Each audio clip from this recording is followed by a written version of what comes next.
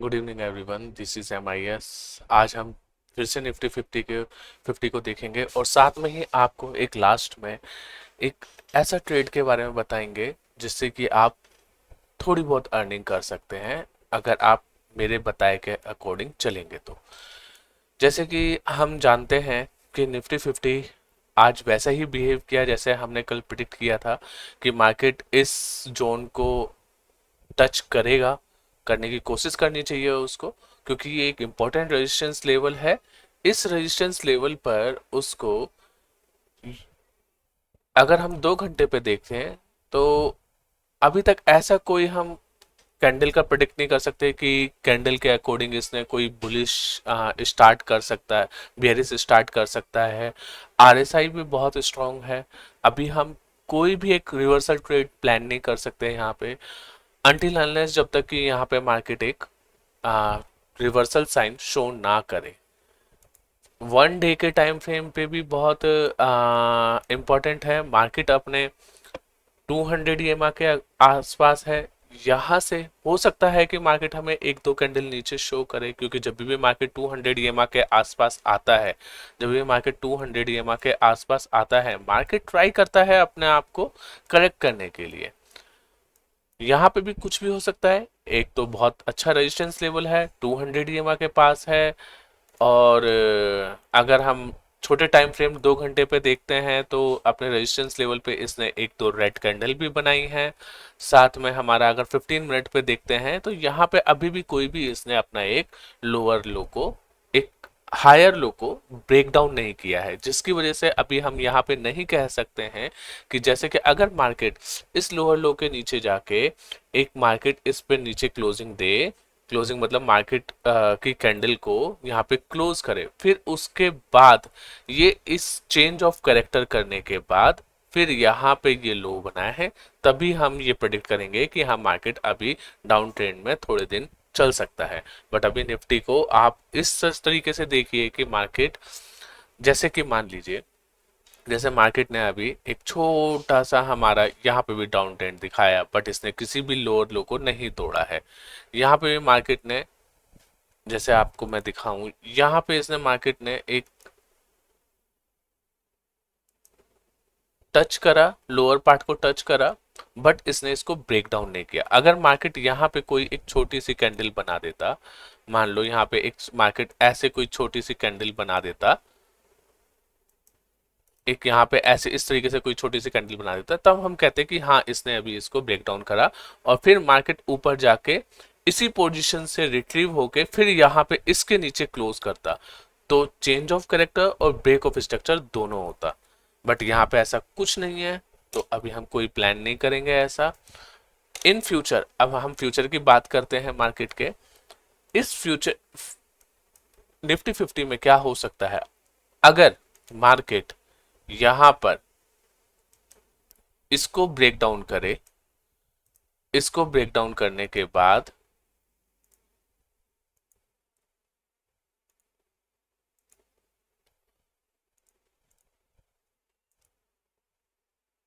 मान लो मार्केट इसको break down करे, इसको ब्रेक डाउन करने के बाद जैसे कि मार्केट ने इसको ब्रेक डाउन किया यहां पर, अगर मार्केट ने इस तरीके से इसको ब्रेक डाउन किया, फिर मार्केट इसके बाद ऊपर ऊपर जाए, फिर मार्केट ऊपर जाए, ऊपर जाने के बाद इसी पॉइंट से रिवर्स होके मार्केट फिर से नीचे आए,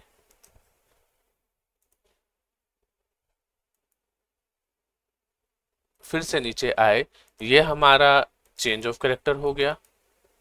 ये हमारा CHOCH,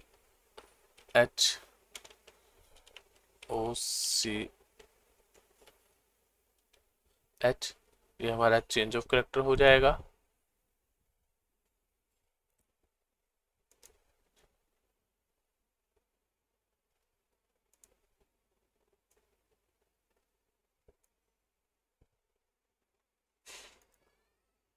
ये हमारा चेंज ऑफ करेक्टर हो जाएगा।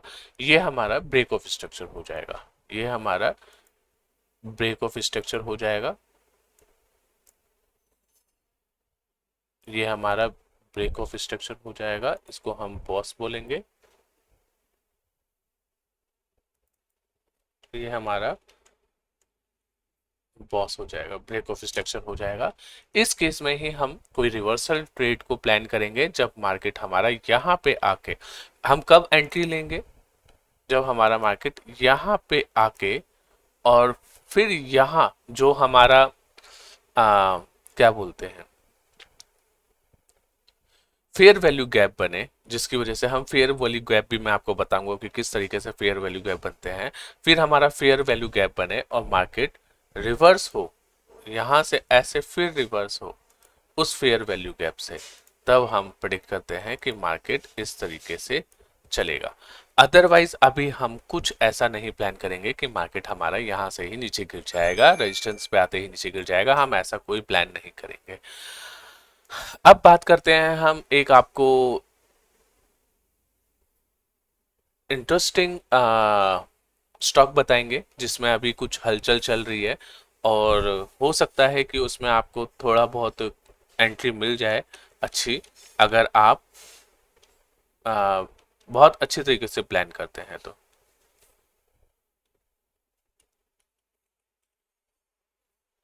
डिलीवरी एक हमारा स्टॉक है। इस स्टॉक में अगर हम वीक से स्टार्ट करते हैं, हम देखते हैं market, this stock is currently trying to break their high, such as this one. Now it's important, अगर मार्केट इसको तोड़ रहा है, मतलब मान लो ये हमारा चेंज ऑफ कैरेक्टर था, ये हमारा चेंज ऑफ कैरेक्टर था,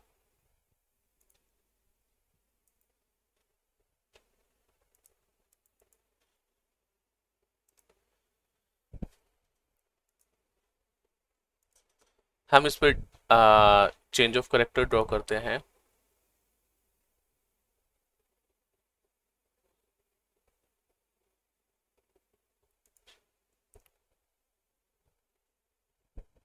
हम इस पे चेंज ऑफ कैरेक्टर ड्रॉ करते हैं। This is CHO, CHOCH, change of character. This is a change of character, and now after the change of character,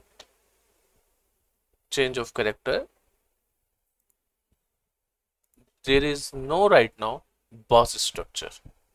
There is no right now boss structure, but as we know, if we consider the change of character, that one,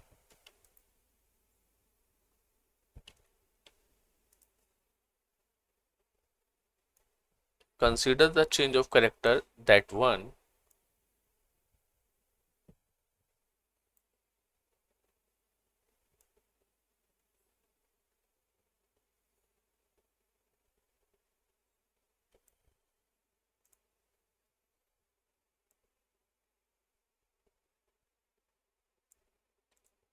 that one is a change of character.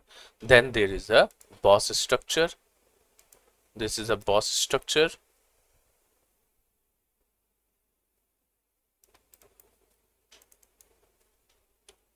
Boss structure, and there is a other boss of structure.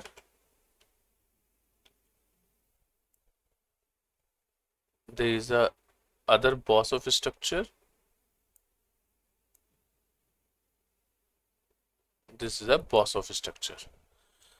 Now come in the lower time frame, such as first 1 day, and we see the market is trying to break this boss of structure, and market is right now on the above the 100 and 200 EMA. It's a very good decision, and even though market is just above the 40 EMA, 40 RSI, it is also a strong point.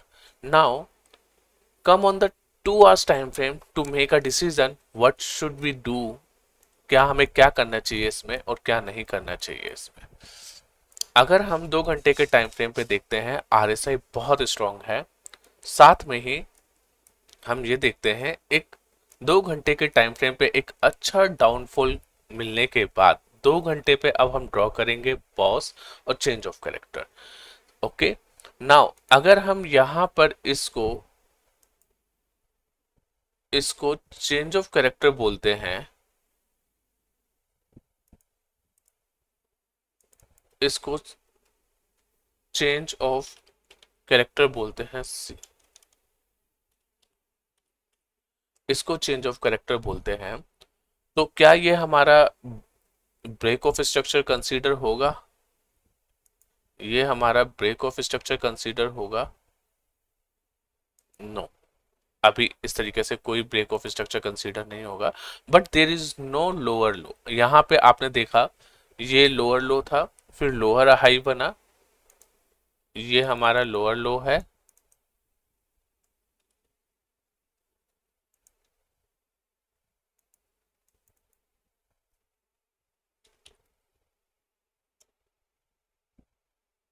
Lower लो था,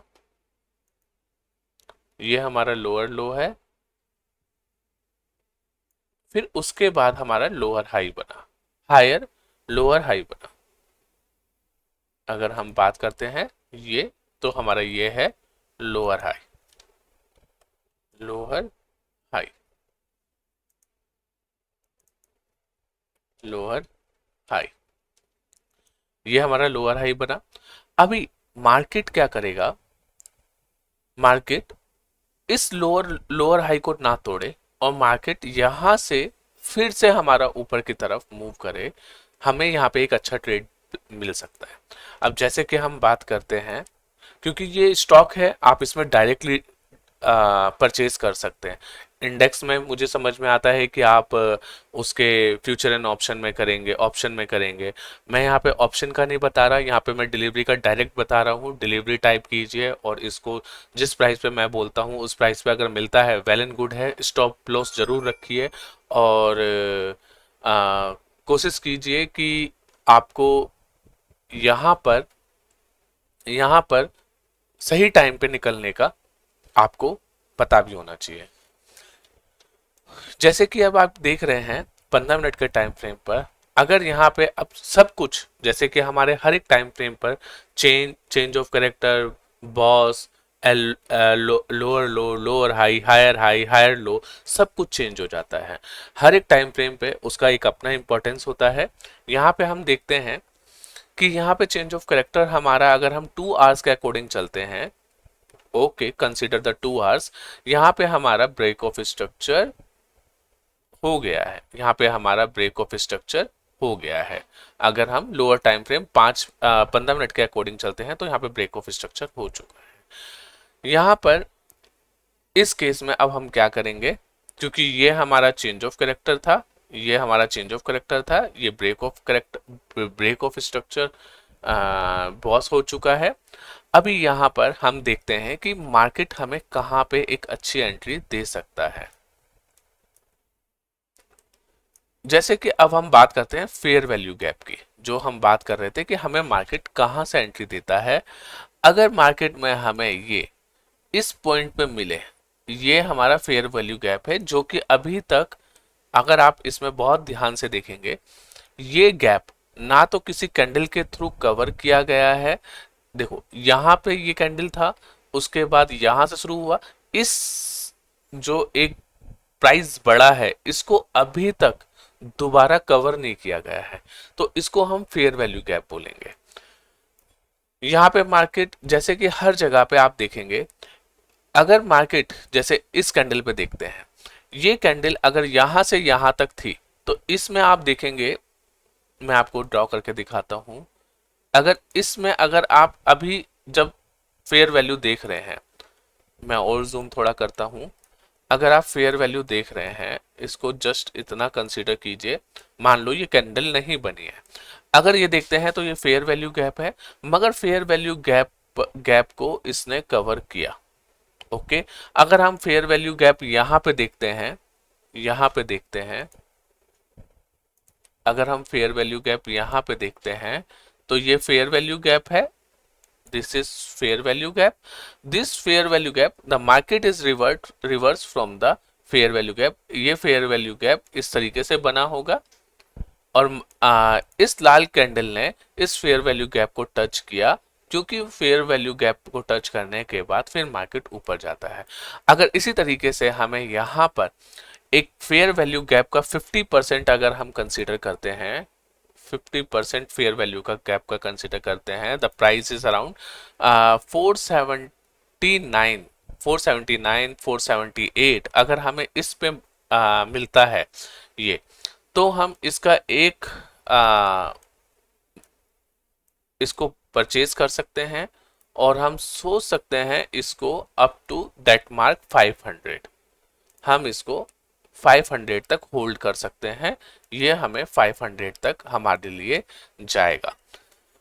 सो जैसे ही यहाँ पे हमारा market पहुंचेगा, market सीधा ही नहीं पहुंच जाएगा, जैसे कि मैंने आपको पहले भी बताया, मार्केट हमारा कोई रूल्स फॉलो करता है। इस रूल्स को फॉलो करने के लिए मार्केट, अगर मान लो आपने यहाँ पे खरीदा, मार्केट ऐसे ऐसे ऐसे ऐसे ऐसे ऐसे ऐसे ऐसे यहाँ पे जैसी आएगा, this may be act as a resistance, क्योंकि मार्केट इस रेजिस्टेंस के बाद, इस रेजिस्टेंस के बाद फिर मार्केट अपने आप को करेक्ट करेगा। ये इंटरनल चेंज होते हैं, ये एक्सटर्नल चेंज होते हैं। जो बड़े चेंज होते हैं वो एक्सटर्नल चेंज होते हैं किसी भी टाइम फ्रेम के लिए, जहां पे स्विंग पॉइंट्स होते हैं, अगर वहां से मार्केट अपने आप को चेंज कर रहा है तो उसको हम एक्सटर्नल चेंज से बोलते हैं। बट जहां से मार्केट, जहां एक बड़े से टाइम फ्रेम में जो छोटे छोटे छोटे छोटे छोटे छोटे हमारे चेंजेस आते हैं, छोटे छोटे हमारे चेंजेस आते हैं, उसको हम इंटरनल चेंजेस बोलते हैं। सो हाँ, ट्राई कीजिएगा आप इसको,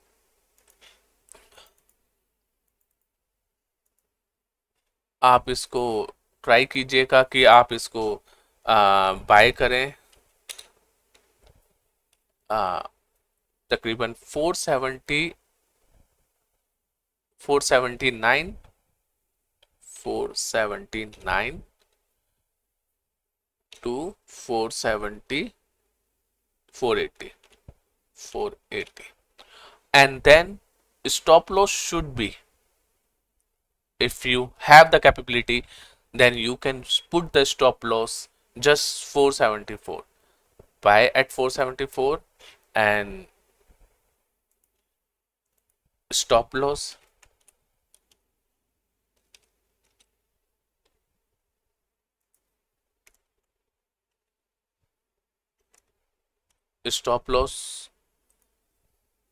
near to that one is 474, 4, और फॉर उन ट्रेडर्स के लिए जो कि स्टॉप लॉस बहुत ज़्यादा नहीं लेना चाहते हैं, they can keep the stop loss 478, 478, but 478 के हिट करने के चांसेस बहुत ज़्यादा रहेंगे। अगर आप थोड़ा रिस्क ले सकते हैं तो 474 आपके लिए बहुत अच्छा रहेगा, और जो आपका आपका टारगेट होगा, that will be the stop loss, that will be the stop loss, this will be the buying point,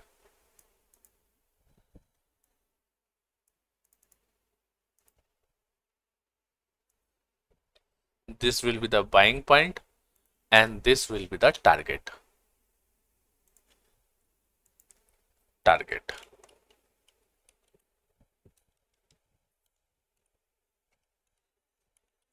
Target, it's around 500, 500।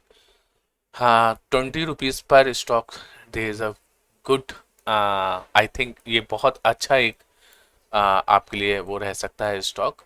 So please आप इसको देखिएगा, अगर एक अच्छी बाइंग मिलती है जिस तरीके से मैंने बताया है तो आप ज़रूर लीजिएगा, और उसी साथ में आप RSI को स्ट्रिक्टली देखिएगा, कहीं ऐसा ना हो कि RSI हमारा लोअर लो बना रहा है, जैसे यहाँ पे है, अगर मान लो यहाँ पे ये आता है और उसके बाद RSI हमारा, मान लो मार्केट हमारा यहाँ पे जाता है बट RSI हमारा वीक होता चला जाता है, उस समय एंट्री नहीं लेना है, उसी समय एग्जिट मार देना है। जैसे कि मान लो अगर मार्केट यहाँ पे आया, यहाँ पे आने के बाद बट आरएसआई हमें बहुत स्ट्रांग नहीं लग रहा है, आरएसआई हमारे यहाँ पे नीचे चल रहा है, तो एग्जिट मार देना है, मार्केट में ज़्यादा देर रुकना नहीं है। Thank you so much. This is important lecture for everyone. So मुझे बहुत अच्छा लगा ये चीज़ बताते हुए। आज के बाद मैं हमेशा एक आपको एक स्टॉक और रिकमेंड किया करूंगा, साथ में निफ्टी के डिस्कशन के साथ साथ एक स्टॉक पे हम हमेशा चर्चा किया करेंगे। Thank you so much.